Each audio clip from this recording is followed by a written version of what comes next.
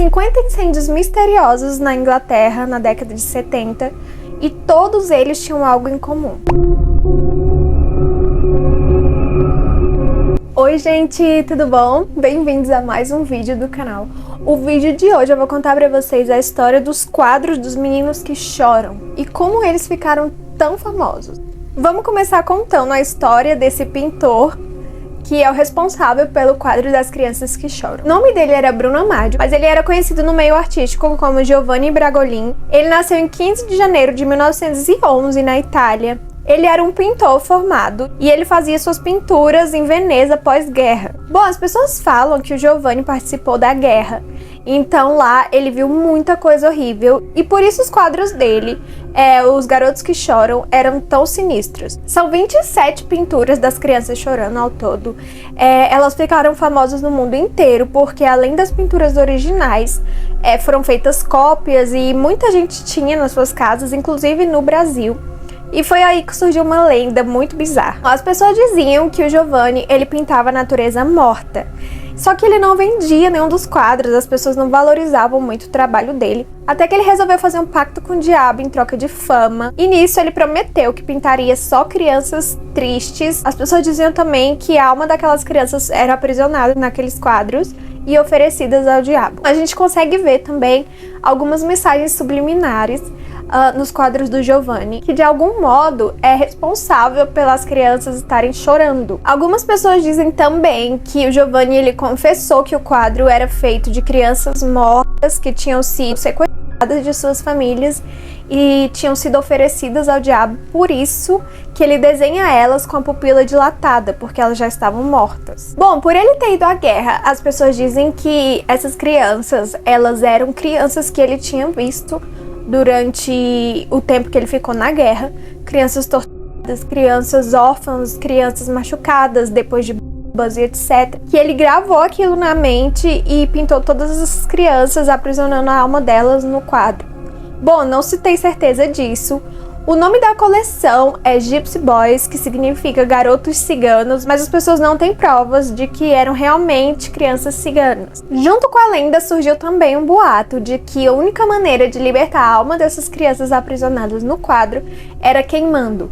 E é aí que entra os incêndios que eu mencionei no começo. Bom, em 1973, a polícia relatou que tinham acontecido mais de 50 incêndios na Inglaterra de maneira misteriosa e todos eles tinham algo em comum, que era a pintura do Giovanni Bragolin nas paredes. Só que a coisa consegue ficar pior. A casa inteira pegava fogo de maneira misteriosa, mas o quadro dele não era afetado. Ou seja, o quadro ficava intacto e tudo ao seu redor pegava fogo e desmoronava. Diziam também que as crianças que tinham esse quadro em casa, ao entrar em contato com ele, elas ficavam alucinando e também se sentiam muito mal. Ou seja, a alma delas poderia estar muito bem sendo aprisionada no quadro junto com aquela das crianças que choram. Começou toda uma histeria coletiva na Inglaterra por causa desses boatos. E aí um jornal sugeriu para as pessoas para fazer uma grande fogueira e todo mundo que tivesse um exemplar em casa queimar junto ali. Só que tem uma parte importante que liga muito o Brasil nessa lenda, que é a que as pessoas dizem que nos anos 80, Giovanni Bragolin veio ao Brasil, deu uma entrevista ao Fantástico e implorou para as pessoas que tivessem o quadro em casa queimassem eles e que ele estava muito arrependido de tudo que ele tinha feito e de para quem ele tinha oferecido todos aqueles quadros. Bom, isso não passa de um boato. As pessoas nunca conseguiram encontrar essa entrevista na internet, nem em lugar nenhum, não existem vídeos, não existem provas. Mas elas dizem que sim, que aconteceu, ninguém nunca viu, mas todo mundo já ouviu falar. É bem isso. O Giovanni, ele faleceu de câncer no esôfago em 1981. Bom, eu vou fazer agora uma análise de algumas das pinturas do Giovanni que as pessoas dizem que tem coisas subliminares. Essa é uma das pinturas mais famosas e considerada uma das mais subliminares. Ela parece completamente inocente, uma garotinha chorando e olhando pra cima. Ao colocar a pintura de cabeça pra baixo, escurecer a tela e apenas iluminar o que seria o pescoço da garotinha, a gente vê que parece uma mão adulta enforcando a garotinha que tá chorando e olhando pra cima, tipo pedindo ajuda, tipo se lamentando. Essa outra do garotinho chorando e olhando diretamente pro pintor e pra pessoa que tá analisando a tela.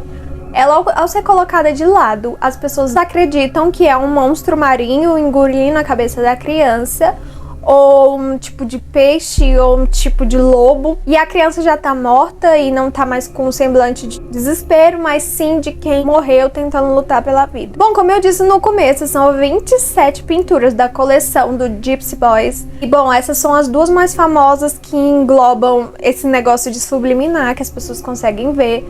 Mas outras também têm algumas coisas subliminares. Se vocês acharem alguma coisa subliminar em outras pinturas, comenta aqui que eu quero saber. E realmente é bem esquisitinho.